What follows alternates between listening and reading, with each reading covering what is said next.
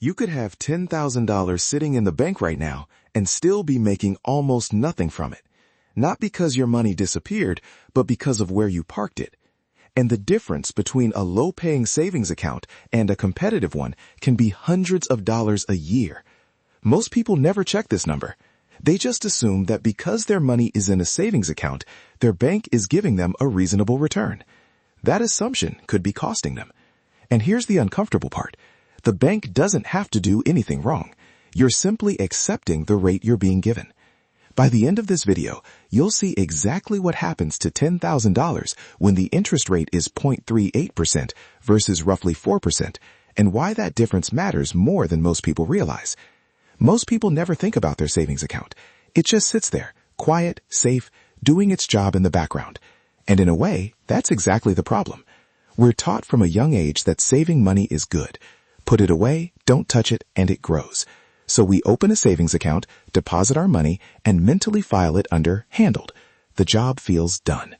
But there's a difference between money that's safe and money that's productive. A savings account can absolutely protect your cash.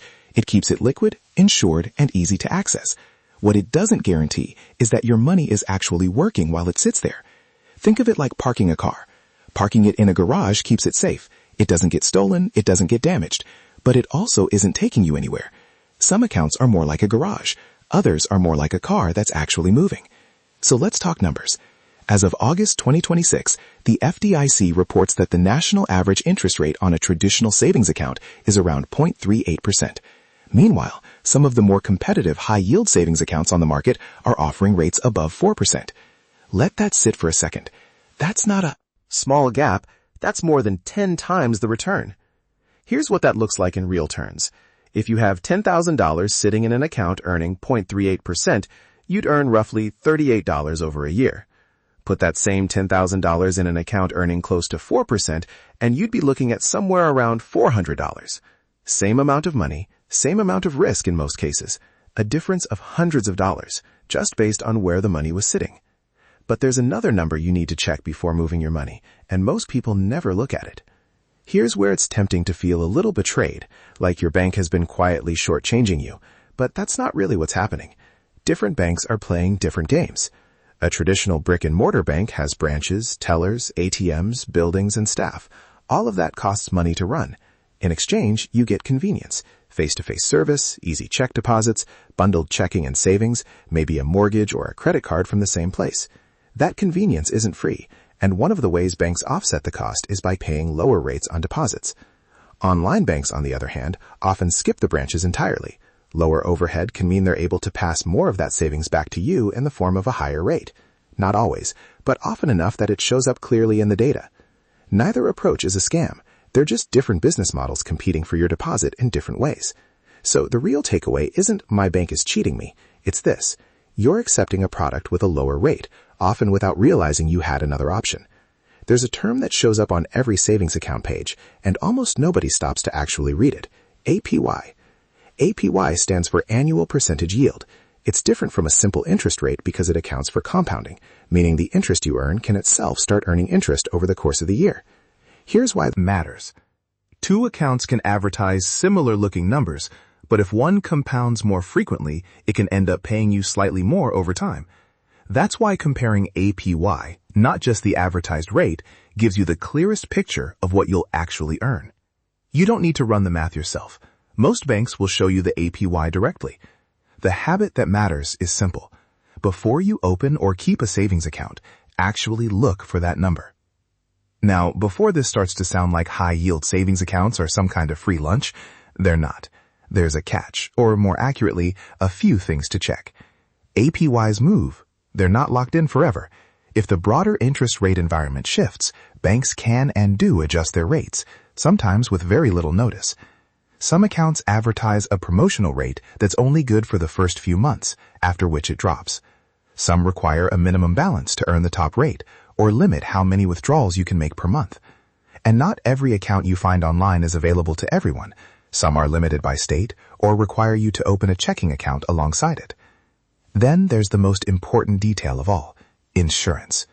Deposits at FDIC-insured banks are protected up to $250,000 per depositor per institution. Credit unions have similar protection through the NCUA, but not every fintech app is automatically covered. Some route your money through partner banks, and the coverage depends on how that structure works. The rule here is simple. Before you move $1, verify that the account is insured and understand exactly how. Let's make this concrete with a few different amounts. These are illustrations, not promises. Actual rates vary by bank, and rates change over time. At $5,000, a 0.38% rate earns you around $19 a year. A rate closer to 4% earns you around $200. At $10,000, that's roughly $38 versus roughly $400. At $25,000, roughly $95 versus roughly $1,000. None of these numbers are life-changing on their own, but notice the pattern. In every case, the gap is roughly 10 times larger. And this is money you'd earn simply by moving cash you already have, not by saving more of it. Before you go move every dollar you own, it's worth asking 3 simple questions about any account you're considering. 1. Do I need this money immediately, or is it truly sitting idle? 2. Is the account actually insured, and have I confirmed that? 3. Is the APY competitive for what this account is meant to do? That last question matters because not all cash serves the same purpose. An emergency fund needs to be liquid and safe, something you can access without penalty or delay. That's a very different job from long-term investing, and it's not a suggestion to move emergency savings into the stock market. The goal here isn't to take on more risk, it's to make sure the safe money you already have is earning what it reasonably could. Let's go back to where we started. You didn't need to save more money to be in a better position. You needed to pay attention to what your existing savings were actually earning. That's it. That's the whole realization. Not a hack, not a secret, not a guarantee of getting rich.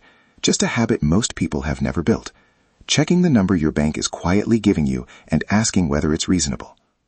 This isn't financial advice telling you exactly what to do with your money. It's a nudge to look, because awareness is the part most people skip. Do you know the APY your savings account is paying you right now?